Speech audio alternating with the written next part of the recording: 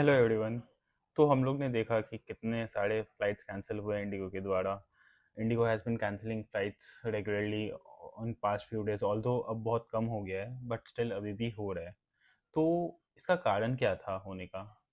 क्या is it because the regulator change the rules of pilot fly times? Pilots को कम time उड़ाने की इजाज़त दिया जा रहा था एंड रेस्ट ज़्यादा करने दिया जा रहा था। ऑब्वियसली नहीं। IndiGo are can easily IndiGo should have easily reduced the number of flying hours, the flight timings। Regularly अगर 2200 फ्लाइट्स उड़ा रहे थे तो 200 उड़ा देते तो शायद ऐसा ना होता। बट ड्यू टू मिसमैनेजमेंट ये हुआ है and this mismanagement can be termed as operational risk. Operational risk क्या हो गया? Risk due to people, processes and systems. अगर if your systems or people fail to do their job properly, the company faces operational risk। तो company ठीक से operate नहीं कर पाता है और यही हुआ है इस बार। Certain people fail to realize the sensitivity of this rule, and this led to shortage of pilots and flights being cancelled। Obviously other reasons we have due to fog, being winter, in winter weather, fog, cloudy weather की वजह से flights cancel होते हुए होंगे, but major major flights इसी कारण cancel हुए हैं।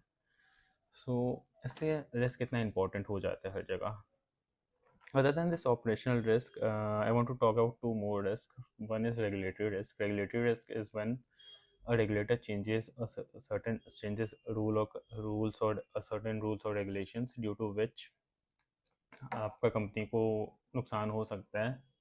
बट ये रेगुलेटरी चेंज अगर स्लोली इम्प्लीमेंट होता तो उतना नुकसान नहीं दिखता जितना इंडिको को अब दिख रहा है। So it is more towards more of a operational risk, and this is a failure of people, process and systems rather than regulatory risk or any other external risk।